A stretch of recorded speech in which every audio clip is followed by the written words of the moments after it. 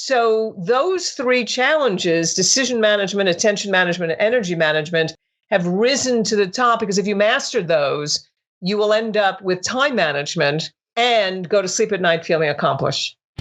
Welcome to Manage This, the podcast by project managers for project managers.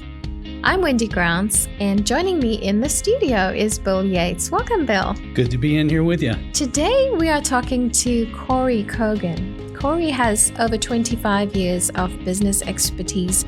She is Franklin Covey's Vice President of Global Sales Enablement. Kory has been featured on Inc.com and in its Productivity Playbook online series, on fastcompany.com, forbes.com, and in Investors Business Daily. She has also appeared on NBC's Today with Hoda Kotb. And we're very privileged to have Kory with us today. Yes, we are. And I'm so excited to talk with her about her book. She's the co-author of the number 4 Wall Street Journal bestseller, The 5 Choices, The Path to Extraordinary Productivity. She also wrote Project Management Essentials for the Unofficial Project Manager. We may have to have another conversation with her about that. And the Presentation Advantage. This book that we're going to focus on, The 5 Choices, The Path to Extraordinary Productivity, is so full of great advice. And, one of the things I appreciate is she's going to talk about the science behind some of this too. Yes, sometimes we struggle to get everything done that we need to do in a day. And she's just going to give us advice on how to choose what we need to do and what's important. And I think it's going to be a great conversation. Kory, welcome to Manage This. Thank you so much for being our guest. Well, thanks for having me. I'm excited to be here with you. Yeah, we're looking forward to getting a little deeper into this book that you've written. But what we like to find out from authors is, why did you write the book? Well, I am part of Franklin Covey, who is very well known, the 7 Habits of Highly Effective People. And within that, First Things First, and our whole background around principle-based time management, life management. Over the years, we've iterated based on pointing those principles at the relevancy of particularly the workplace. And so a few years ago, we again updated our work around those principles and relevancy. And it was just an honor to be able to, with my colleagues, really take this work into the 21st century when people are busier than ever before and a little crazed, and under the conditions pre-pandemic, able to really help people accomplish the most important things in their life. There are so many principles that we're going to get into that are in the book that resonate with me and on a personal level have helped me. So I know project managers will benefit from it as well. One of the questions that we wanted to ask you about was this definition of extraordinary productivity, because that sounds very appealing to me. What is extraordinary productivity? So glad you asked that, because some people will say, oh, extraordinary productivity, that's solving world peace. How idealistic can you be? And if nothing, this book is highly practical around extraordinary productivity. So what we mean by that is, although world peace would be great, that's not what we're looking for. But we define it to say extraordinary productivity simply means that I'm making the most valuable contribution that I can make in the roles that I serve, and blatantly go to sleep at night feeling accomplished. Like I got the right things done with quality, both personally and professionally. There's a personal level of satisfaction at the end of the day. I think that's a great way to put it. Well, how many times do you or anybody we know at the end of the day, we go, oh gosh, I was so busy, but what did I get done? And that's not the best way to end a day, because you just start over on that hamster wheel. So how do I get very intentional? But in my roles in life, I got her done. And with quality. That's a word that you don't see it as much in the book. But since that book has written, as things have sped up and it becomes about hitting deadlines, I worry that people are not giving their best in hitting the deadline. So high quality becomes, to me, really part of the definition of extraordinary productivity. Yeah, there was a study that you referenced very early in the book about when people look at productivity. I think the average person realized 60% of their work was important, 40% was unimportant. That was kind of the average person. And I think you guys were playful with it. You kind of look at the upside of that, or you could look at it for what it is, which is almost half of our time is spent on things that are unimportant. That's sobering, right? From a P&L perspective, from a personal satisfaction perspective, to think that when I really track my time and the things that I'm doing, and I come back and say, okay, almost half of my time I'm doing stuff that's not important. It's not strategic. It doesn't have long-term value.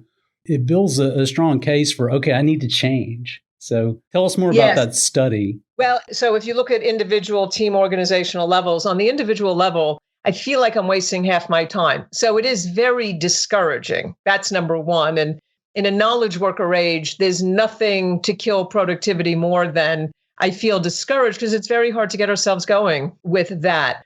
We have found around the world, we do that survey, that research all the time with organizations.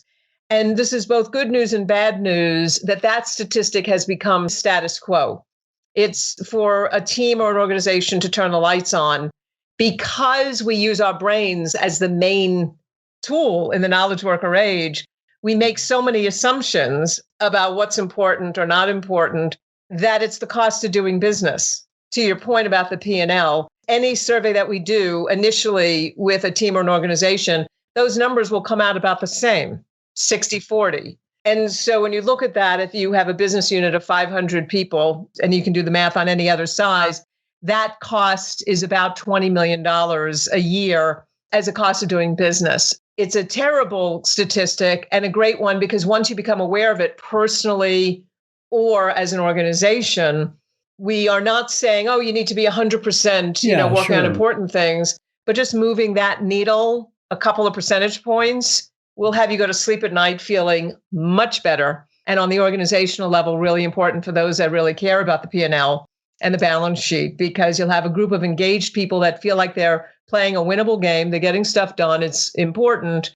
And the organization, of course, wins as well. So I like the way you're presenting those statistics.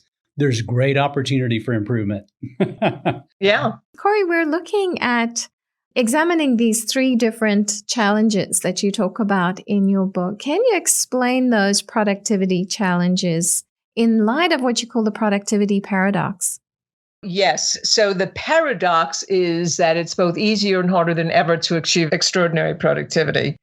And so the paradox really is it's easier because of technology. The pandemic, unfortunately, is such a good example of this.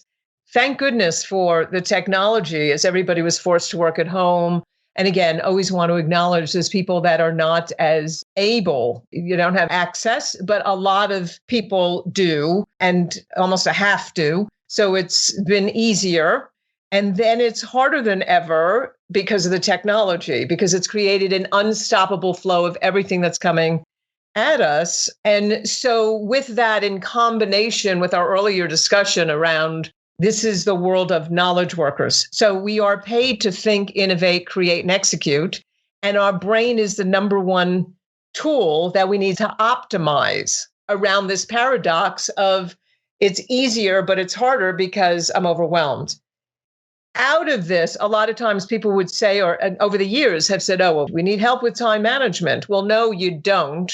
In this day and age, what has risen to the top are these three key challenges that you mentioned, with the main one being that it really is about getting our arms around the skills of decision management. Because every email, every text, every child knocking on the door, every pet that comes up on your desk, all of that are decisions you have to make in the moment. And our brains are acting in a linear kind of way. We're just trying to, this, you go through your emails, like, let me just get through these 20 emails before I get to real work, that kind of thing. So decision management, how do we get our arms around that and make the highest value decisions is really key as the number one challenge. The second one is while we're trying to make these decisions all day and getting completely bombarded by a million of them, our attention is under extraordinary attack. And so the dings, the pings, and again, in the circumstances we're in, remote work, whatever, people have all kinds of new distractions that they didn't have before, not just technology. And then the third one is energy. We're just it's a 24-hour day for a lot of people. for a number of reasons. One, they could be working for a global organization, or even if they're working for a teeny tiny business, the boundaries have been lost between when do I work and when do I stop working? When do I open the office door? So those three challenges, decision management, attention management, and energy management, have risen to the top because if you master those, you will end up with time management and go to sleep at night feeling accomplished. Kory, I've got to share with you just a quick, as you were describing the reality with technology, how it's both easier and it's harder because of technology today. A friend just shared an example of this with me. This person's working from home. This person loves golf, and the Masters golf tournament was on TV. So he's streaming that while, and I'm using air quotes, working, but part of his brain is following the leaderboard that's over here on one screen, and then he's got two other screens that are dedicated to work. So it's easier and it's harder, right? It's like, okay, how do I cut work off? How do I completely focus on work when I need to be, doing that and not maybe watching a golf tournament or seeing what my stocks are doing or whatever. So yeah, technology is wonderful, but it's so difficult to keep that balance. So let's get into these choices. Yes, I really enjoyed reading through the choices that you had laid out in the book, the 5 choices. And the first one started with looking at decision management. And the choice that I want to hear about is you said, act on the important, don't react to the urgent. And this was eye-opening to me because I think I've probably been doing it the wrong way. Can you tell us a bit more about that? Well, first, I don't think there's a wrong way. I think there's just a better way. We're all trying to do our best out there. I'm going to take us back to the brain for a moment because, the organizing principles with the brain is it looks for threat first, reward second. That doesn't change. And the back of our brain wants to routinize everything and keep us safe. And the front of our brain, the prefrontal cortex, is where we're very intentional and conscious about decisions we make, how we plan and think. The way the world is operating, and you too, understandably, is we go into this unconscious or subconscious mode of reactivity. At the back of the brain is about reacting to things and making sure we're safe. So we react to the urgent, or we're saying go for important or go for proactive. Choice 1 is really the process whereby the brain gets a process to intentionally think about what's most important, less important, not important. Because a lot of times, even when we talk about the paradox and we say, oh, well, we just need to be more intentional, and we can look at our screen and we look at all our emails and go, okay, Kory said be intentional, but now what do I do? And the brain, I'll go back to what I said, needs a routine. So in choice 1, we give it a routine. We call it the time matrix. It's the confluence of the word urgent and important put together, and that forms the 4 quadrants. And a lot of people will say, oh, the time matrix, I know that from the 7 habits, or, I read it and all of that. And the key is knowing it and doing it are 2 separate things. Oh yeah, I know that. We need to do it. So the idea with choice 1 and decision management is to use this process, anything that's incoming, to say, is this a quadrant 2 thing? Is it important, not urgent? And really making sure we establish first, what is important to us personally, professionally? Because I've talked to a lot of people like, boy, I really needed to get clear on that because I find myself in the other quadrants because I'm not. So I'll close the loop on this. I get really clear on what's important in quadrant 2, important, not urgent. And then I look at the other quadrants. Is it a quadrant 1? Is it important and urgent? Meaning it's a crisis.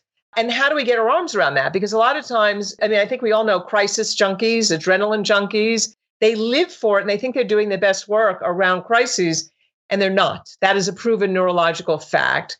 So is this important and urgent? Because there are things that are. Somebody gets, God forbid, now sick, or the IT system goes down, something like that. But there's a lot of chronic stuff in there that we do over and over. Quadrant 3, important, not urgent. They're just distractions. This is a lot of times it's our fault we're here. We accommodate other people's needs all the time instead of our own. We go to unproductive meetings all the time. There's things here that if we really thought about it, we can help ourselves. And last, quadrant 4, not important, not urgent, really things that become excessive. I'm sleeping more, I'm drinking more because I'm all burnt out from the other quadrants. So that's a little bit about the process around how do I get clear on what's really important in quadrant 2 and start to chip away and help myself around mitigating or eliminating some of the things that I'm doing in the other quadrants. Yeah, I think back to my earlier example of watching the Masters while somebody should have been working. That'd probably be a clear quadrant 4 activity. I think we could all admit to that. But this is seminal work. This is stuff that influences me. I was sharing, Kory, before we started recording. When I turn on my laptop at the beginning of a workday, the first Word document that I open is a backlog for me and my personal list of things to do. And I keep it prioritized. There's a bit of a analogy to an agile product backlog with that, keep the top priority things at the top and work your way down. But I have personal and work. So I'll start it up and I'll hide the personal stuff. If I need to refer to it and add something to it during the day, I can do that quickly. But then the work stuff right above it, I have these 4 quadrants. And I've had those there for years just to remind me to focus on Q2. Because Q1, that first quadrant, I can think of that as kind of like, those are the emergencies. Those are the essential things that have to be done, but they're not strategic. And Q2 is the further I go in my career, the more time I need to spend in Q2. If I'm going to really bring value to my company, to my organization, to my project, I need to be in Q2 and I need to encourage my team to be in Q2. So this has had a huge influence on me.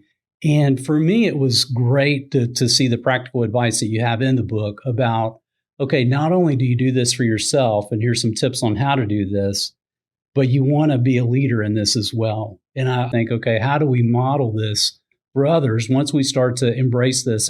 How do we become infectious, right? How do we show others how to follow up with this as well? And that's a language and a methodology that creates a culture of productivity. So you're right about that. It's a measurable process that if everybody's speaking this, if the leaders are highly aware of it, and I ask 2 questions of people, whether they're individual contributors or leaders.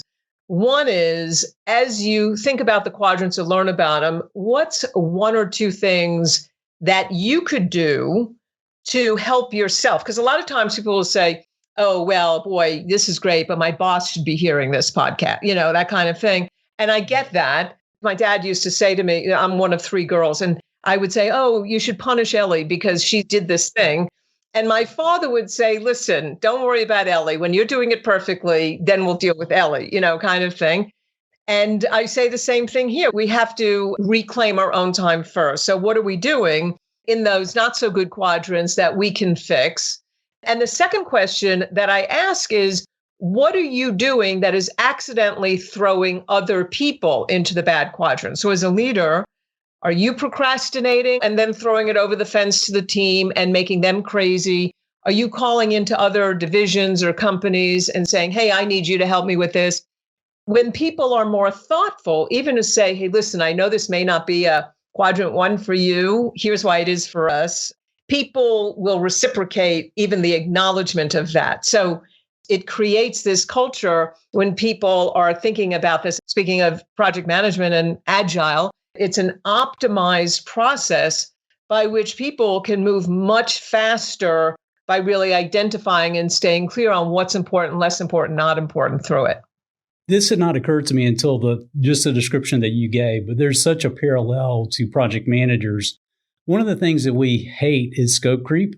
We hate it when we sit down with our customer or sponsor, the team all agrees to the scope that we're going to perform on the project. And then we start to do the work. And then the sponsor or that same customer comes back and says, hey, I just had another idea. How about we add this feature? Or how about we, instead of working on this piece now, let's wait and do it next quarter. Let's go ahead and do this other piece first. And it's very frustrating to the team, right? And we can look at it and kind of beat our chests and go, that's scope creep. Shame on you. You're breaking some of the fundamentals of project management. If you want us to be efficient and productive, don't do that. But then we'll come around and we'll throw quadrant 1 stuff at each other all day. Oh gosh, it's my fault. I can't find a document. Can everybody stop what they're doing and find it for me? Instead of me spending 5 minutes looking for it. Or Hey, I just had a quick question from the customer. Can you guys drop everything you're doing and help me come up with a good answer for this? It's like, how frequently do I break my own rules? Something from a scope standpoint that I'd never do. I'd say, here's a change request form, or, here's the process that we go through if we really want to interrupt our flow of work. But then I'll turn around and do the same thing to the team, introducing what I would call quadrant one stuff. So how do we stop that? I always like to say leaders, project managers, don't wake up in the morning and say, geez, how do I make them miserable today? Yeah, it just right. happens naturally, kind of thing, right? There's no magic bullet. It is called intentionality. Because again, we're using our brains and we haven't optimized in the knowledge worker age in the way we did in the industrial age. We haven't built the ISO 9000 or the lean manufacturing for the brain yet.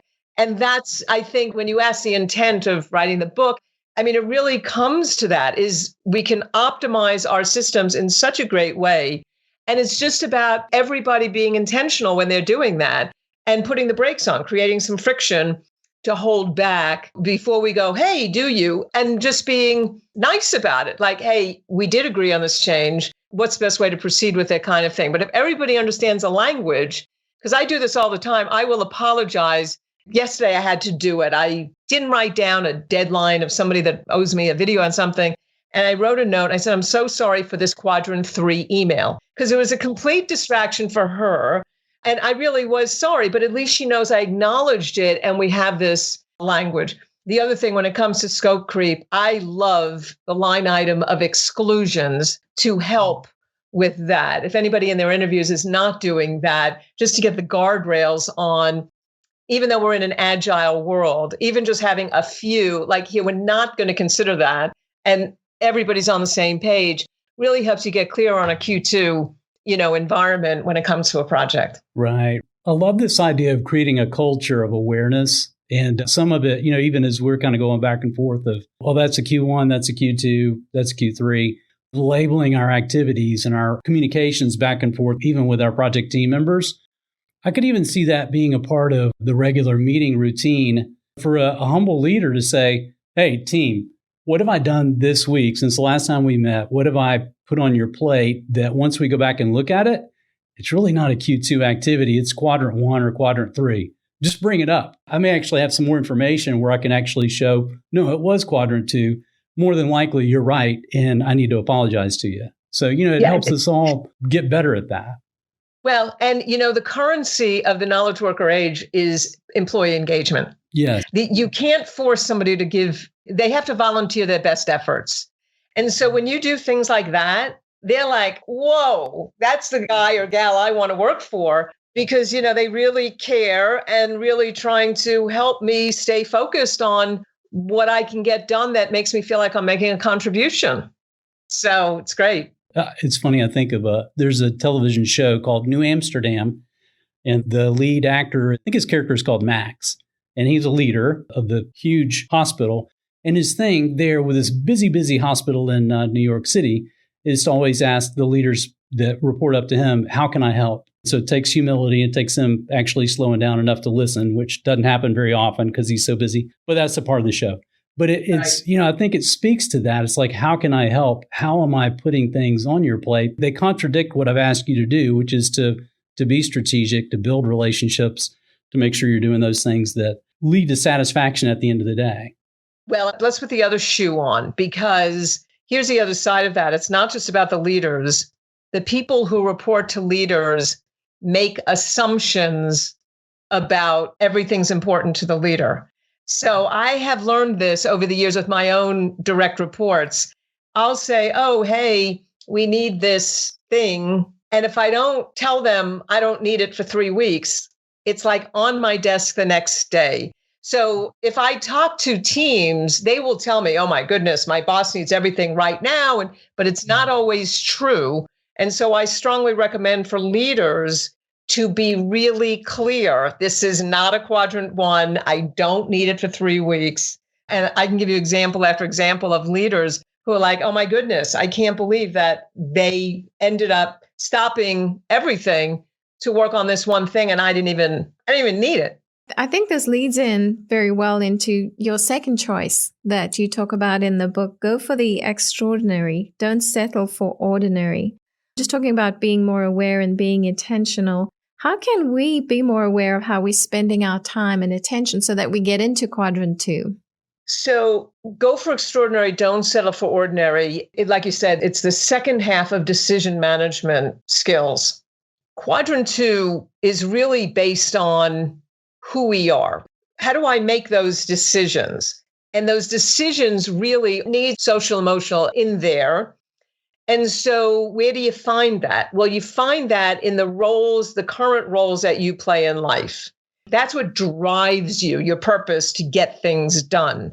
So as an author and a VP, as a mother, as a dog mother, as a friend, lots of people have lots of roles, but the goal is how do we narrow the focus to right now?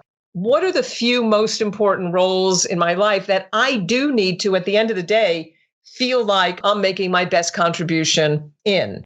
And we always say, this is a principle of ours, you can't focus on a million things. You got to narrow the focus. And so if we identify your roles, and I recently lost my father, I've lost both parents since the writing of the book. And even prior to that, very conscious about the dynamic role of being a daughter and how my decision-making played out in his last couple of years on making sure in what we call our Q2 role statement, who am I? What's my target? Who do I want to be in that role right now? And so that during the day when people say, Kory, do you got a minute? Or can you do this? Or can you travel to Europe? Making decisions based on my role in my work role and my personal roles and carefully discerning, am I going to Europe for 2 weeks when I need to make sure that I'm in New York with my dad at this stage in his life? He lived to 96. So, he had a good long life. So, and I'm just using that not to bring everybody down. We all go through this journey, but it's that kind of thing. And the same thing, our role at work. If you're passionate about your role at work, what does that look like? Write it down. Labeling and reappraising in the neuroscience world, it makes it very real. Who do I want to be in this role? And then making decisions. Again, when somebody is chronically asking you, well, do you have a minute? Can you help me? Sort of Bill, what you were saying before, over and over. And I'm carefully making that decision. If it's chronic, I'm like, you know what? Let me show you how to do it. Next time you do it on your own. Or if it's a new person, I might stop what I'm doing and help them in the moment. So that whole go for extraordinary is who am I in these few most important roles in my life that really drive my purpose. And then my decision making coming through the time matrix is helping determine and clarify my Q2 so that I'm optimizing all decision making throughout the day.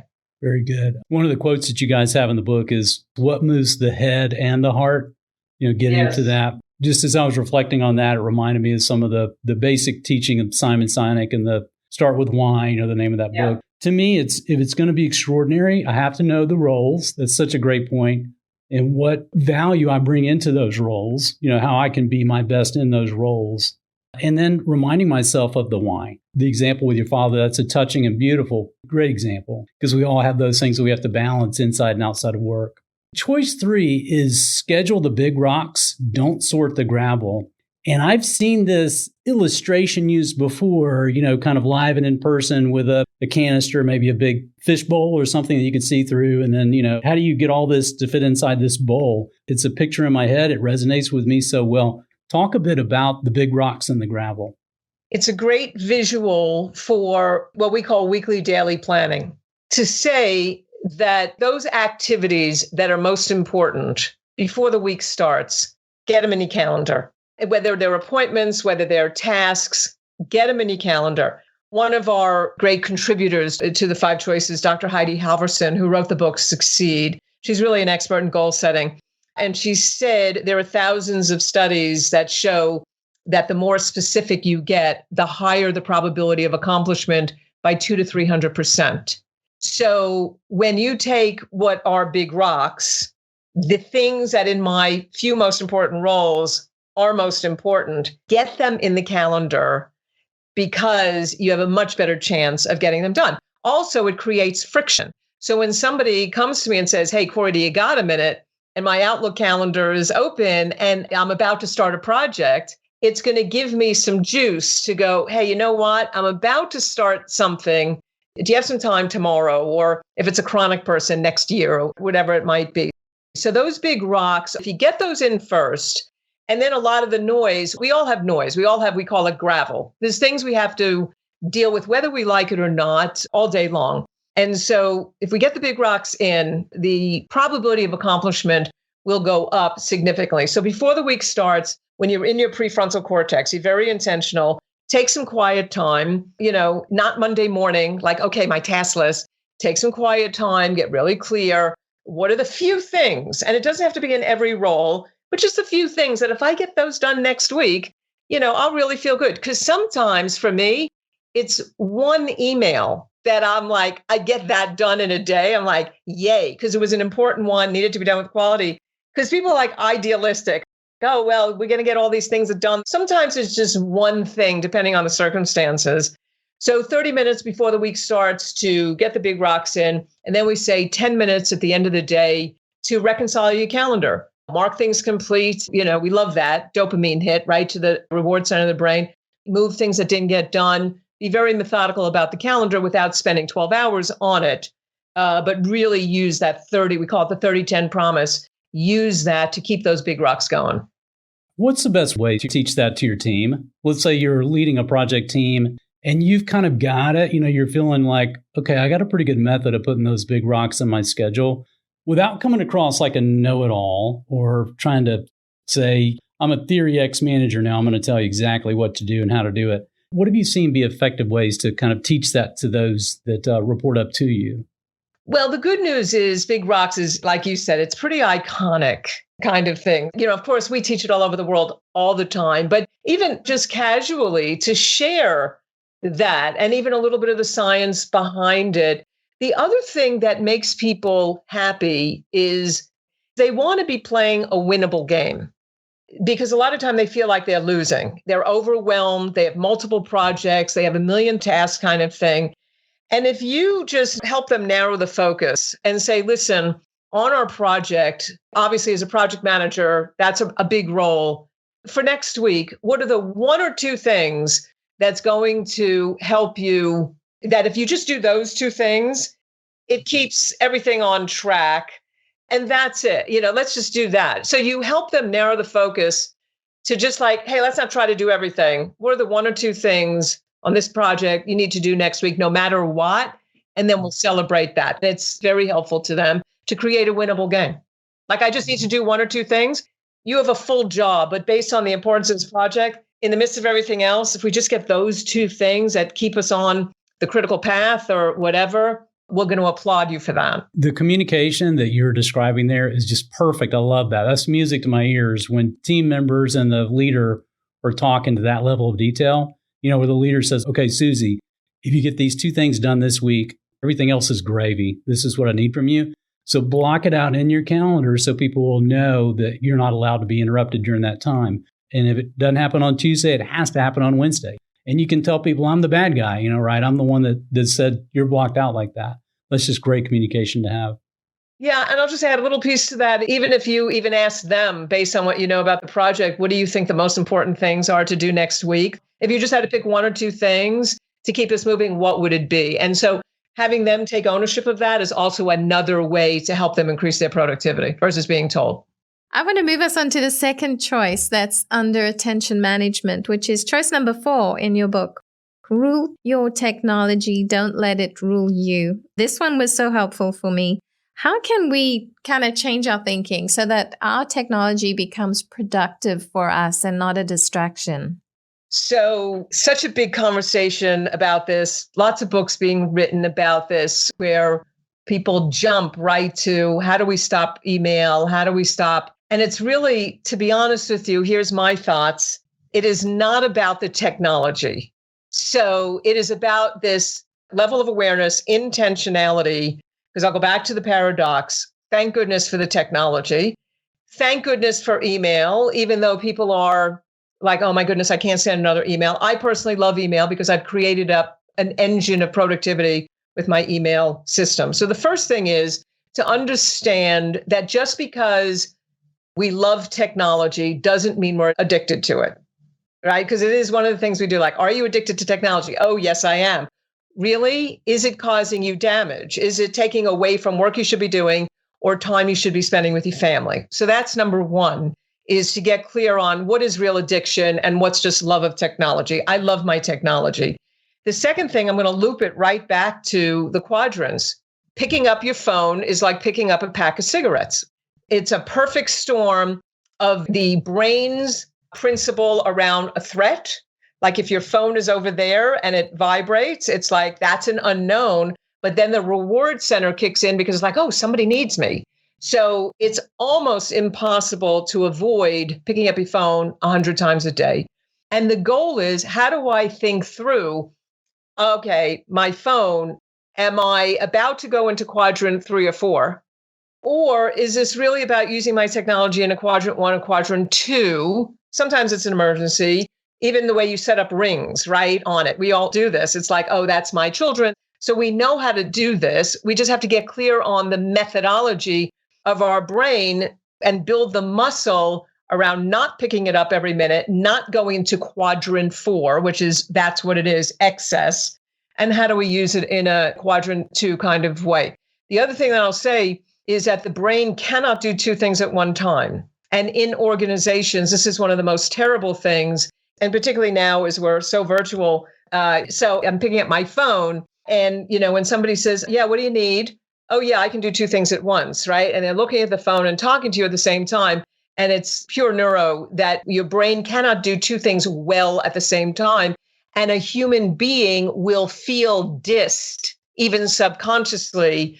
So imagine this at home too. Yeah, that's exactly where I went. I'm just sitting here thinking, my wife would say, yeah, you're capable of listening to me if that's the only thing you're doing. That's it. So if there's a TV or my phone or whatever distraction, I'm gone. So yeah, I got to be focused in. So I'm your sample on that one.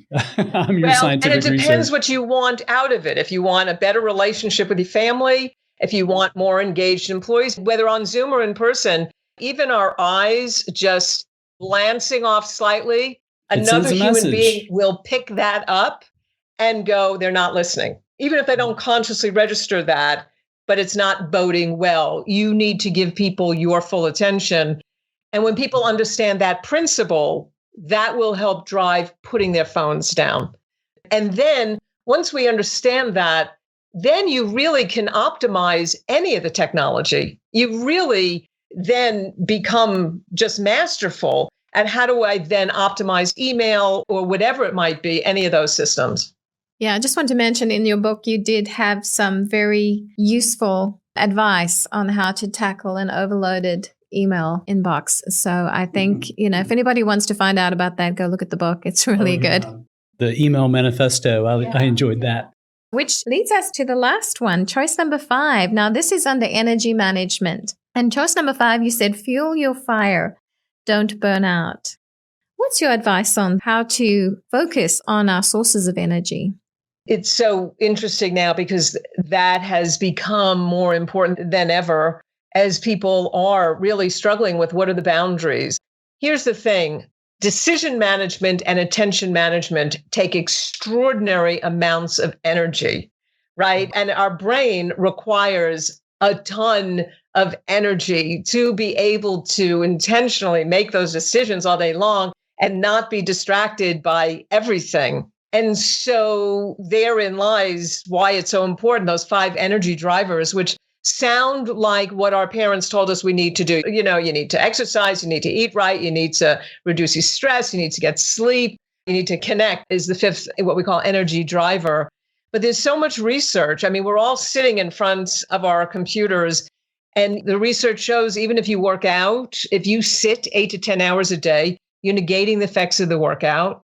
With sleep, they did studies where they only allowed people to sleep 3 or 4 or 5 hours a night, 4 to 5 nights in a row.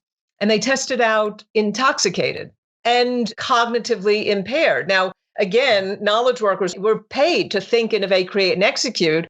But if we're not getting enough sleep, and then stress, the cortisol levels, which is hormone and neurotransmitter that was used to take care of the saber-toothed tiger in prehistoric times. Now we're hitting that button all the time. I mean, I've had people in the hospital for cortisol overload in their bodies where they've just had a chill for months. And so how do you breathe? How do you really reduce some of the terrible, understandable stress that we have now? And the last energy driver, when we wrote it, was important, but became even more important during the pandemic, is connect. That it's a pure human need to connect with other human beings. And we've seen, the devastation of not being able to connect. But how do we make sure, whether it's with our family, with our employees, that we're connecting, going back to put your phone down, because we need real empathic connection with others at this day and age. So all of those 5 are very integrated, and all of those provide the oxygen, the nutrients that our brain requires in order to make the highest value decisions and stay focused a good portion of the day. Yeah, it's science driven. I really appreciate you talking it through it this way, Kory. If I'm going to bring my best to work, then I have to take care of my energy level. One of the things that we're so against is the idea of the project manager being the hero who comes in at the last minute, saves the day. She shows up and has all the answers at the end, or he works overtime.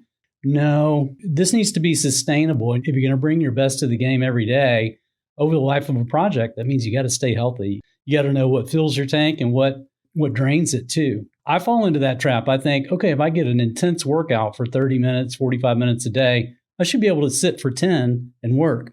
But it doesn't quite work out that way, right? Well, and I'll tell you, a lot of time people think taking breaks is a quadrant 4 activity, not important, not urgent. Every single time around the world, I will ask that question. How many of you like a little quadrant 4? And everybody will raise their hands. I'll say, why? They say, well, I need a break. Well, was a break important to you? Yes. So then it's not a quadrant 4. So you need breaks during the day. There's all kinds of research about how that increases productivity. And the other thing from a leadership point of view is if you're doing that, then your team is seeing that as a model and they don't know what to do with that.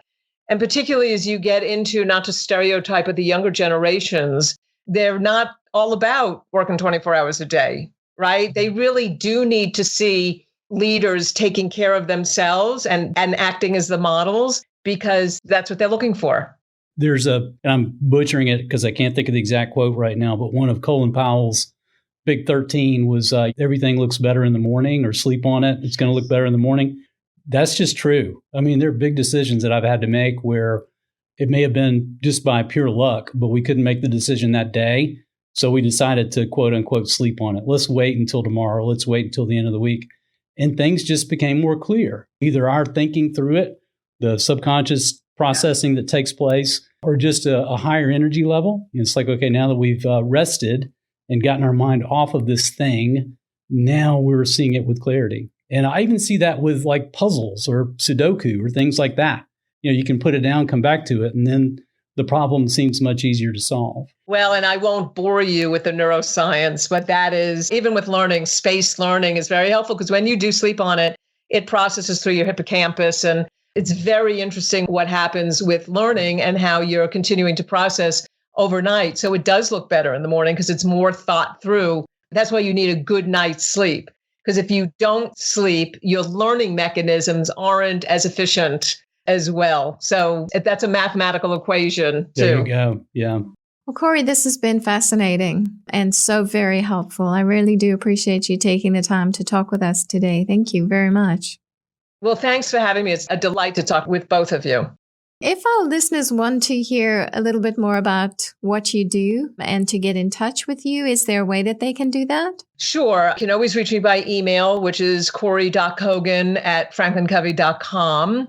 And you can find me on LinkedIn and Twitter. And you can go to the franklincovey.com website and find all of our work around productivity. Thank you so much. Project managers are always looking for the next step, how to level up in their game. The principles that you guys teach and the applicability of it is just off the charts. So thank you for this book. Thank you for all the science that went into it as well, and all the research that you guys have done. Well, thank you, and stay safe out there. Thank you for listening to Manage This. You can visit us at velociteach.com where you can subscribe to the podcast and see a transcript of the show. You just earned some professional development units by listening to this podcast. To claim them, go to velociteach.com, choose Manage This Podcast from the top of the page. Click the button that says Claim PDUs and click through the steps. Thank you for joining us. Until next time, keep calm and manage this.